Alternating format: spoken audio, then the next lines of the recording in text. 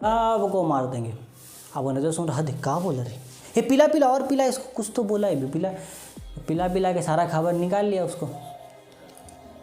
Hello everyone, तो कैसे आप लोग, उम्मीद करते हैं आप लोग बहुत बढ़िया होंगे। और हमारे लेक्चर्स चल रहे हैं मैथ्स के ऊपर, मैंने ट्रायगोनोमेट्री भी स्टार्ट कर दिया है। आप उन सारे लेक्चर्स को एंजॉय कर रहे होंगे और मैथ्स को अपने रेगुलर प्रैक्टिस में रखा होगा। तो जैसे कि आपका डिमांड आपने कमेंट किया कि सर चैप्टर 4, 5, 6 को स्टार्ट किया जाए हिस्ट्री का, तो आपने बोला और मैं लेकर के चले आया।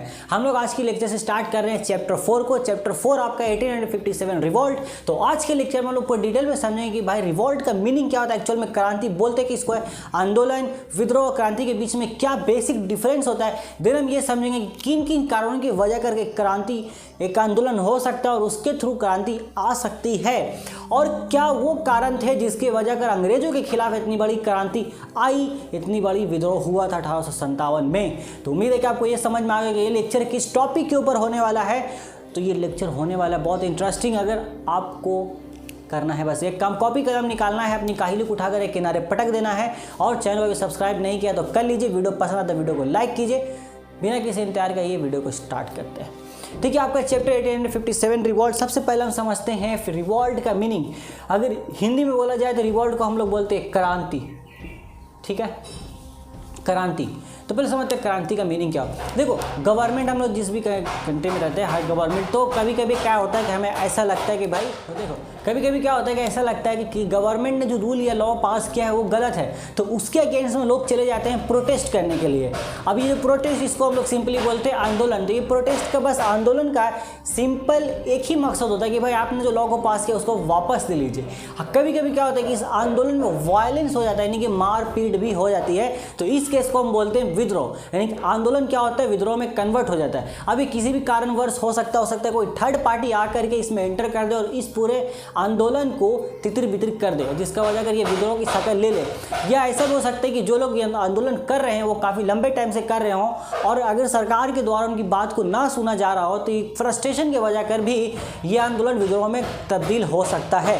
लेकिन अगर आंदोलन या विद्रोह के बाद एक बहुत बड़ा चेंज आ जाता है तो उस चेंज को हम बोलते हैं क्रांति, यानी कि रिवॉल्ट।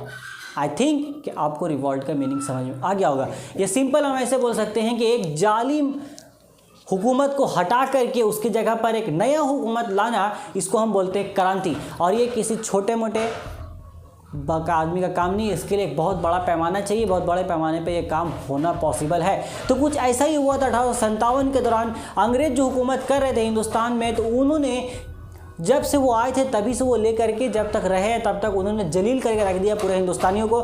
वो चाहे आपके मजदूर हो, किसान हो, औरतें हो, बच्चे हो, बूढ़े हो, ज़मींदार हो, राजा हो, नवाब हो, फौज के लोग हो, इससे कोई फ़र्क नहीं पड़ता है। अगर वो हिंदुस्तानी है तो उनकी ज़िंदगी उन्होंने झंड बना रखी थी बस। तो छोटे छोटे पैमानों पर कुछ ऐसी गलतियाँ की जिसकी वजह कर आहिस्ता आहिस्ता चिंगारी इतना भड़क गया लोगों के अंदर कि एक टाइम पे ये एक बहुत बड़ा आंदोलन की शक्ल, विद्रोह की शक्ल ले लेता है। कभी भी विद्रोह या आंदोलन एक बार में नहीं होती है। ठीक है, ये आहिस्ता आहिस्ता करके लोगों के अंदर में एक नफरत बढ़ती चली जाती है, और एक वक्त ऐसा आता है कि जब ये तबर का बांध टूट जाता है और लोग मार करने चले जाते हैं। तो आइए एक एक करके उन चीज़ों को हम लोग समझते हैं कि जिसके थ्रू अंग्रेज़ों के खिलाफ इतना बड़ा विद्रोह हुआ था 1857 में। देखिए, अंग्रेज़ों ने सबसे पहले इंटरफेयर किया था यहाँ के कल्चर पे, यहाँ की संस्कृति में। अब देखो, हिंदुस्तान में पहले भी और आज भी मेजोरिटी में हिंदू आबादी रही है, तो उनकी ही संस्कृति ज़्यादा देखी जाती है, उनके कल्चर्स, उनके रिचुअल्स, उनके रस्म व रिवाज ज़्यादा देखे जाते हैं। लेकिन पहले के टाइम में जो हिंदू संस्कृति, जो लोग हिंदू को मानते थे, हिंदू संस्कृति को, उनके अंदर अंधविश्वास बहुत ज़्यादा थी, और उस अंधविश्वास की वजह कर बहुत ज़्यादा बुराइयाँ थी, जिसके बारे में हमने सेकेंड चैप्टर में पढ़ा था। इसमें सबसे पहले अगर हम बात करें तो सती का रस्म, जिसको अंग्रेजों ने ख़त्म किया था। सती के रस्म में क्या था कि अगर किसी औरत का, उसका पति मर जाता है तो उस औरत को जिंदा चिता में जला दिया जाता है। बट इसका उल्टा नहीं किया जाता था, मतलब अगर कोई औरत मर जाती है तो उसके हस्बैंड को उसके चिता में नहीं जलाया जाता था। और इस बात को लेकर किसी ने प्रोटेस्ट नहीं किया, किसी ने आवाज़ नहीं उठाया, ऐसा क्यों? अब ये तो सच गलत है। साला हस्बैंड मरा तो तुम उसको जला दे रहे हो, तो ये मरे तो उसको भी जलाओ ना, काहे नहीं जलाओगे, जलाओ।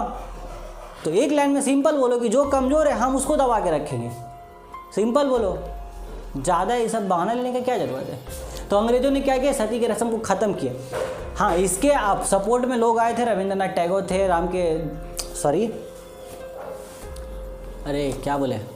ईश्वर चंद्र विद्यासागर थे, इसके अलावा उनका राजा राम मोहन रॉय था, हाँ राजा राम मोहन रॉय थे, इन लोगों ने सपोर्ट किया। लेकिन अगर वो बिल नहीं पास करते तो होता थोड़ी, क्योंकि कानून तो उन्हीं का गवर्नमेंट था उस वक्त में। तो इस तरीके से क्या हुआ कि उस वक्त की जो हिंदू संस्कृति के लोग थे उनको ऐसा लगा कि भाई ये तो हमारे संस्कृति को बिगाड़ रहा है। इसके अलावा क्या था, विडो रीमैरिज एक्ट उन्होंने पास किया कि विधवा को दूसरी शादी नहीं करनी दी जाती थी। अगर कोई औरत भैया भूल चूक से बच गई तो विधवा जिंदगी गुजारती थी, और विधवा की ज़िंदगी ऐसी थी, एक सफ़ेद साड़ी दो, ज़िंदगी भर उसको उसी में गुजारना है, उसको और कोई ज़िंदगी में खुशी का हक पाने का कोई हक नहीं है। और हद तक ये मामला था कि अगर साला कोई आदमी जा करके या कोई बच्चा उसके साथ बैठ के बात कर ले तो उसको बोला जाता कि ये आप पवित्र हो गया है। इस ढंग की नफरत थी उस वक्त में। तो इसको भी ख़त्म किया गया विडो रीमैरिज एक्ट पास करके कि विडोज़ की दोबारा शादी हम लोग करेंगे जो विधवा हो गए हैं, और इनको समाज में वैसा ही हक मिलना चाहिए, इनके भी वही हक बनता है जो एक नॉर्मल इंसान का है। तीसरा पॉइंट यहाँ पर आता है चाइल्ड मैरिज। चाइल्ड मैरिज को भी ख़त्म किया गया था। चाइल्ड मैरिज 12-13 साल के बच्चियों की शादी कर दी जाती थी। अरे प्रॉब्लम चलो यहाँ भी नहीं थी कि 12-13 साल के बच्ची की शादी, प्रॉब्लम यहाँ थी कि साला 12 साल के बच्ची की शादी 40 साल के बुढ़े से की जा रही थी। प्रॉब्लम यहाँ पे थी। वो शादी करके डोली वो बच्चा वैसे ले आ रहा गोदी में, चल बाबू हे हाय चल, मतलब कुछ भी हो रहा था उठपटांग। वो 12 साल की बच्ची को दुनियादारी का कुछ समझ नहीं, अभी तो बच्ची खड़े खेलने कूदने का और वो शादी कर देगा, उसको शादी का मतलब भी नहीं पता है, ये मामला था। तो इसको भी ख़त्म किया गया। तो इस तरीके से आहिस्ता आहिस्ता यहाँ पर संस्कृति में घुसा गया। तो इन लोगों को लगा कि भाई ये तो हमारे संस्कृति के साथ खेल रहे हैं। तो यहाँ पे एक छोटी सी नफरत हुआ, क्रिएट हुआ, है ना। अब आप बोलोगे भाई ऐसा नहीं होना चाहिए था, लेकिन नहीं होना चाहिए तो वो बात अलग है। किसी भी चीज़ पे अगर विश्वास आदमी का बन जाता है एक बार, तो उसको अचानक से तोड़ना इम्पॉसिबल है। यहाँ पे अचानक से ही तोड़ा जा रहा था प्रोटेस्ट के थ्रू, ठीक है। तो वो मामला था, आपका कानून लागू कर दिया, हो गया। दूसरा बात यहाँ पे क्या था कि इन लोगों ने ज़मींदारों से पंगे लिए, ज़मींदारों की ज़मीन छीन लेते थे वो लोग, नवाबों पर जुल्म किया, उनसे धोखा से उनकी पूरी रियासत छीन ली जाती थी। ऊपर से एक डॉक्ट्रिन ऑफ लैप्स ला दिया उन्होंने। ये क्या था कि अगर आपका खुद का बच्चा नहीं है तो वो नवाब या राजा नहीं बन सकता है। झांसी की रानी का क्या था, उनका खुद का बच्चा नहीं तो उन्होंने गोद लेकर रखा था, प्रॉब्लम आ गया, ठीक है। और बहुत जगह क्या होता है कि अगर कोई अपना रियासत सही से नहीं चला पा रहा था तो उस पर कब्जा कर लिया जा रहा था। ये क्या हुआ, इस तरीके से उन्होंने क्या किया, अंग्रेजी नवाबों, राजाओं और ज़मींदारों को लपेटे में ले लिया। तो ये लोगों के अंदर नफरत तो पैदा होगा। उस वक्त भले वो कुछ ना कर पाए हों, लेकिन नफरत तो पैदा होगी ना, हर एक दिन तो जरूर निकलेगा ये। इसके बाद ये लोग आगे बढ़े जंगल की तरफ आगे बढ़े।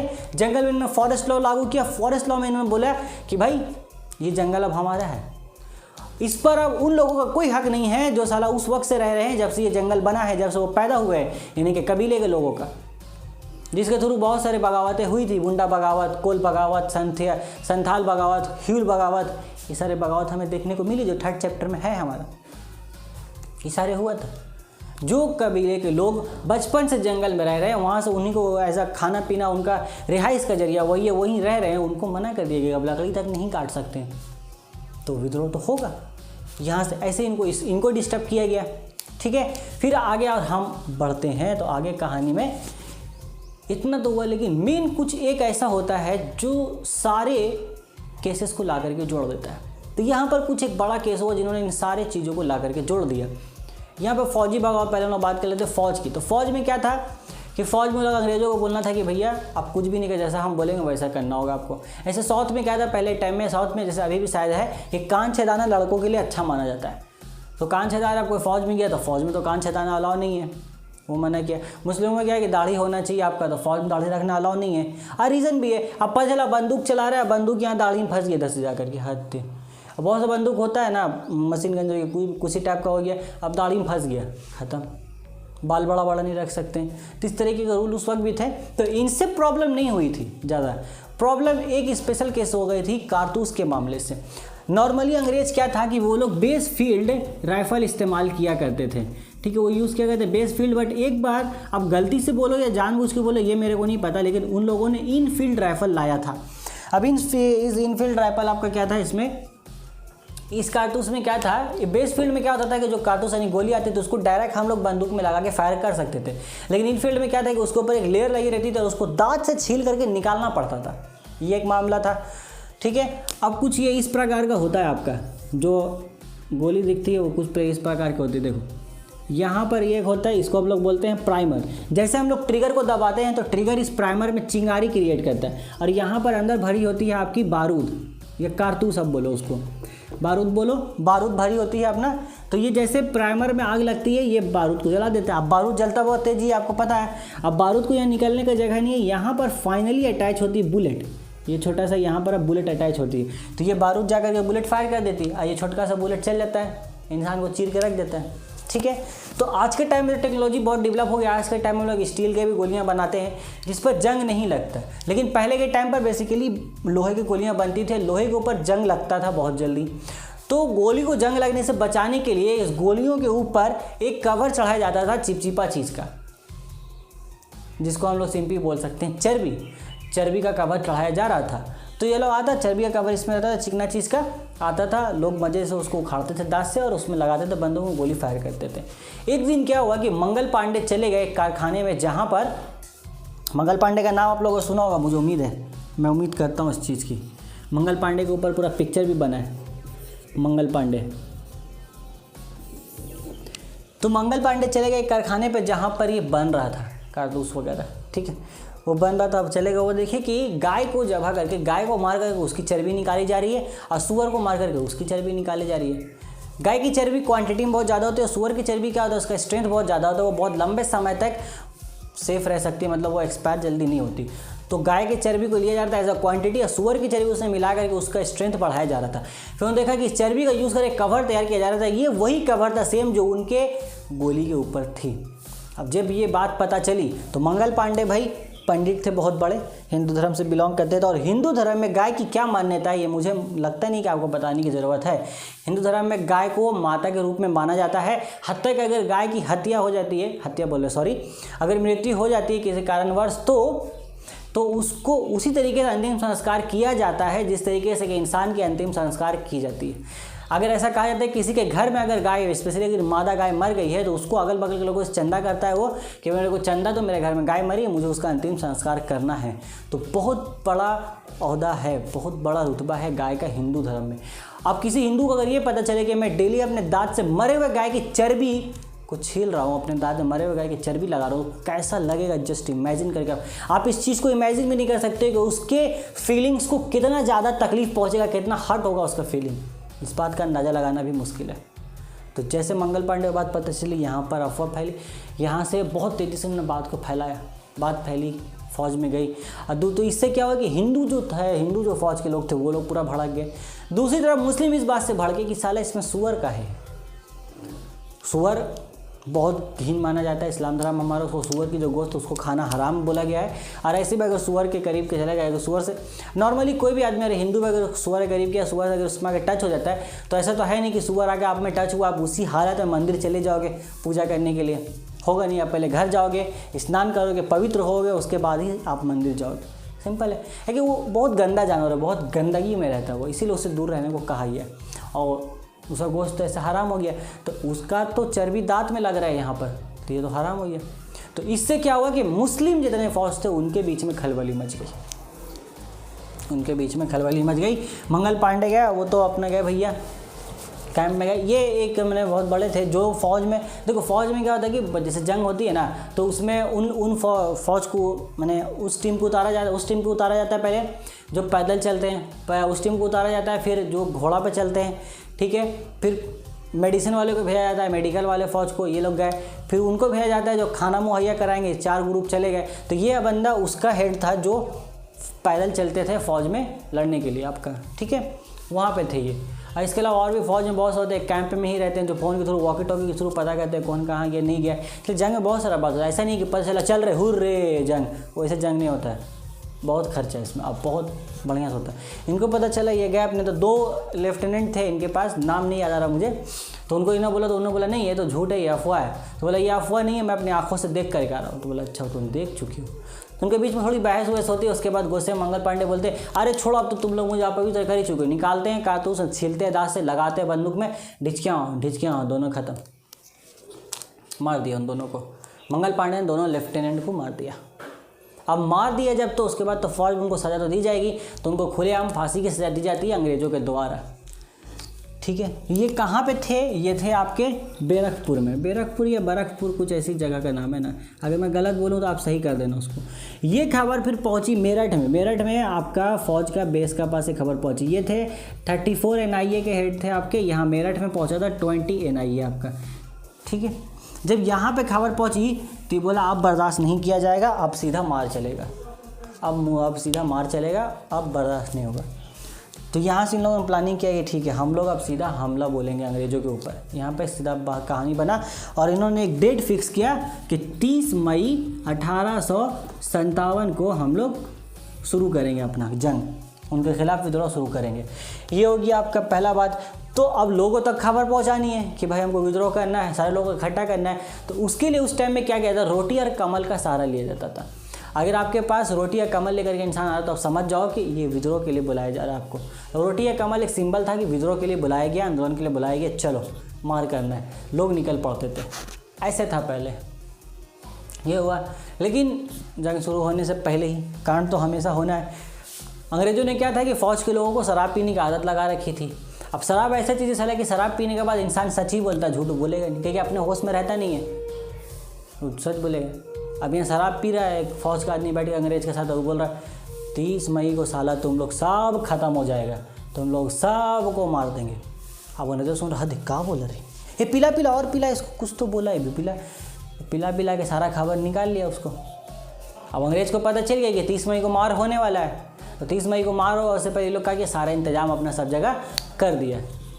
ये हो गया पहला बात। लेकिन 30 मई को ये जंग शुरू होने वाला था, लेकिन फ़ौज के कुछ अक्लमंद लोग थे, उन्होंने क्या किया, 30 मई के बजाय, एक तो बात तो लीक हो ही गई थी, उन्होंने 10 मई को ही मामला मैंने शुरू कर दिया विरोध अपना।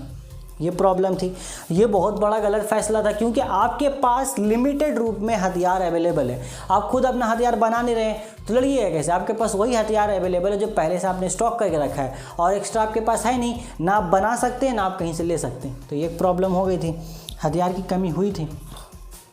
लेकिन फिर भी अंग्रेज़ों को बहुत कूटा गया था 1857 के बगावत में, जहाँ तहाँ उनको मार पड़ी थी बहुत ज़्यादा। क्योंकि आहिस्ता जब खबर फैली ना, अभी हम देखेगा अच्छा फ़ौज ने बगावत किया, उधर पता चला पंडित लोग को, उन लोग भी मारा।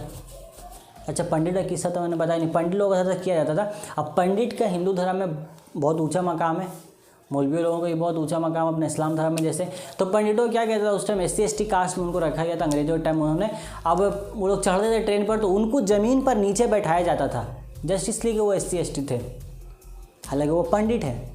अब वो तो अपमान हो गया ना। अब कि सोचो कि कोई इंसान जा रहा है पंडित से मिलने के लिए, पंडित को नीचे बैठा के वो खुद ऊपर बैठ जाता है, ये तो घोर अपमान है, ऐसा तो चलेगा नहीं। यहाँ पे तो आपने पंडित का अपमान कर दिया, इसका अपमान बर्दाश्त होगा नहीं। तो पता चला पंडित को अच्छा अंग्रेज को मारा जा रहा है, उस पकड़ साले को, जितना है सब पकड़ ला, हमको नीचे बैठा करते, धर के कूट दिया, एकदम कूट दिया। बहुत सा मौलाना लोगों को, बहुत से मौलवियों को फांसी दे दिया गया था, इससे मौलवियों में बहुत नफरत थी, इसलिए फांसी दिया जा रहा था कि भाई उनके तकरीर में, उनके स्पीच में इतना ज़्यादा स्ट्रेंथ था, इतना कशिश था कि लोग उनके तकरीर को सुनते ही मारने को तैयार हो जाते थे। वो स्पीच दे रहे हैं, मारते हैं तो बीच में बोले रुको मौलवी सब, चल अंग्रेज़ का है, निकाल ले साले को, अभी काट के आ रहे उसको। इस तरीके का असर था उन लोगों की स्पीच में। तो ऐसे लोग तो खतरनाक हैं, वो तो बोल रहे लोग तो बोल के मरवा देगा खाली। अब बहुत से राइटर भी थे उस टाइम में, किताब में वो इस तरह से लिख रहे थे कि भैया उसको पढ़ करके लोगों के अंदर क्रांति के सोचो विचार डेवलप हो रहे थे, विरोध के विचार डेवलप हो रहे थे। तो ऐसे लोगों को उन लोगों ने मरवाया था अपने टाइम में। तो ये भी रीज़न बन रहा है, जो लोग उससे रिलेट करते थे, जो उनके फॉलोअर्स थे, उन्होंने धर के कूट दिया। ऐसा भी देखा जाता था कि भैया अंग्रेज जैसे पार हो रहा है, अब वो मदद के लिए जा रहे कि भाई हमको बचा ले, सब मार रहा है, तो बोला आइए घर में आइए, अब घर में चले आइए, हिंदुस्तानी घर में मदद बहुत बढ़िया मिला उसको। पैर पकड़ा, पैर बांधा, मुंह बांधा, उसके बाद दे बेलना, दे कलछुल, कूच के दम बढ़िया से, जितना बढ़िया से कुटाई हो सका उतना बढ़िया से कुटाई किया। हत्या कि ऐसा भी बताया जाता है कि कुछ अंग्रेजों का ऐसा आलम था कि 7-7 दिन तक वो एकदम पूरे मरे हुए हालत में पड़ रहे थे, जिंदे थे वो, आज मरे हालत में, बहुत दर्द में, और दर्द में चिल्ला करके बोलते थे कि भाई मैं जिंदा हूँ, मुझे मार दो, मैं अभी भी जिंदा हूँ, मुझे मार दो, इतना दर्द में थे वो। तो अंग्रेज लोग कुटाए बहुत है उस टाइम में, जहाँ तहाँ देखा जा रहा है, किसी का मुंह बांध करके गला काट के नाला में फेंक दिया, गटर में फेंक दिया, किसी का मुंह बांध करके गैला के अंदर बांध करके रख दिया है। तो कुछ भी बहुत, क्योंकि अपने पास तो हथियार था नहीं, अपने पास वही था, हाथ था अपना, और घर में जो बेलना कलछुल कढ़ाई डेगची जो मिला सब कूट डालो दम पकड़ के। हुआ ऐसा तो असर तो निकलेगा, इतना जब जलील करोगे तो असर तो निकलेगा। ये था 1857 का बगावत। तो जैसे जैसे बगावत आगे बढ़ रही थी तो बगावत फौज है ना आगे बढ़ रही थी दिल्ली की तरफ। दिल्ली में एक बहुत बड़ा आपका कैंप था जहाँ पर हथियार थे बहुत बड़े पैमाने पर। अगर उस हथियार पर कब्जा कर लिया जाता, अगर इंडियंस उस पर कब्जा कर लेते तो 2 साल तक हथियार हमारे पास रहते जंग लड़ने के लिए, मतलब 2 साल तक हम इस बगावत को कंटिन्यू रख सकते थे उस हथियार के बेसिस पर। लेकिन वो कहा जाता है ना कि लकड़ी के कटने का वाकया नहीं होता अगर कुल्हाड़ी के पीछे वो लकड़ी का टुकड़ा नहीं होता।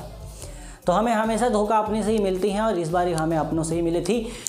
जो मराठा थे उनसे एक ग्रुप अलग हो गया था जिसको हम लोग इंदिरा बुलाते हैं, इंदिरा बुलाया जाता है। उन लोगों ने क्या किया था, चापलूसी के चक्कर में अपने वो देश को, अपने मातृभूमि को भूल गए, और उन लोगों जा करके उस पूरे कैंप को जला दिया, जला डाला पूरा का पूरा। तो ख़त्म हो गया वहाँ पर। अब यहाँ क्या हो गया, हमारे पास हथियार का जो स्टॉक था वो लिमिटेड हो गया। ठीक है, हमेशा तो रखना, हम लोग रास्ते में मिलने वाले ईंटा कंकड़ पत्थर से नहीं रुकते हैं, हम उस एक छोटे से कंकड़ से रुक जाते हैं जो हमारे चप्पल या जूते के अंदर होता है। तो तकलीफ़ हमेशा अपनों से ही मिलती है, धोखा हमेशा अपनों से ही मिलता है। एक फिल्म का डायलॉग है ना कि धोखे की भी खासियत होती है, इसे देने वाला हमेशा कोई अपना ही होता है। तो यहाँ पे भी कुछ ऐसा ही मामला हुआ था। तो अब अंग्रेज़ों को लगा, उन्होंने नब्ज़ तो पकड़ लिया, समझ गए तो हमारे पास चप्पलों से हम लोग कुछ भी कर सकते हैं, और उनको समझ में आया कि इनके पास हथियार है नहीं, मामला ज़्यादा लंबा चलेगा नहीं। तो अंग्रेज़ों ने इस बगावत को लंबा टाना, तब तक टाना जब तक देखा कि हथियार ख़त्म हो गया। उसके बाद उन्होंने चढ़ाई कर दिया, ख़त्म हो गया, बगावत ख़त्म। अब इस बगावत में देखो हमने इतने सारे पॉइंट्स को कवर किया कि ये अब यहाँ पे बोल सकते हैं कि शुरू कहाँ से हुआ था, फौजी बगावत के तौर पर। तो इसको हम लोग ऐसा फौजी बगावत भी कह सकते हैं, लेकिन इसको हम लोग नवाबों और राजाओं का बगावत भी कह सकते हैं कि उन लोगों ने अपना पावर वापस लेने के लिए भी लड़ा था। क्योंकि जब झांसी की रानी जब पता चला कि मार हो रहा तो बोला चल पकड़ के मारे साले को, मेरा गोद लिया बच्चा को तो नहीं बने देगा राजा, ऐसे नहीं बने देगा, पकड़ साले को पीटे लगा उधर। इस तरीके से पिटाई पड़ा, ब्राह्मण लोग मारे, पंडित लोग मारा, मजदूर लोग मारा, किसान लोग मारा। तो मजदूर किसान बेचार लाचारों का बगावत भी हम लोग इसको बोल सकते हैं। तो ये सारे कुछ पॉइंट्स आपकी किताब में बना करके लिखे गए। ये भी बोला गया क्या इसको हम आज़ादी की पहली जंग बोल सकते हैं, तो बोला जा सकता है, कोई प्रॉब्लम नहीं है। तो हम लोग अगले लेक्चर में ये डील कर लेंगे कि किस तरीके से यहाँ से क्वेश्चन फ्रेम हो सकते हैं आपका। मुझे उम्मीद है कि ये लेक्चर आपको पसंद आया होगा इन डिटेल, जो मैंने कोशिश की है पूरा 1857 ईस्वी के बगावत को, 1857 की क्रांति को आपके सामने पेश करूँ। मैं उसमें कामयाब रहा हूँगा। आपको कैसा लगा लेक्चर आप नीचे कमेंट करके बता सकते हैं। हम लोग इसके आगे कहानी का क्वेश्चन जो यहाँ से फ्रेम हो सकता है 1857 ईस्वी के बगावत का, वो हम लोग देख लेंगे। ये बहुत इंपॉर्टेंट टॉपिक है, यहाँ से क्वेश्चन एग्जाम में आता ही आता है। तो तब तक आप पढ़ाई करते रहे। Till the end take care, good bye.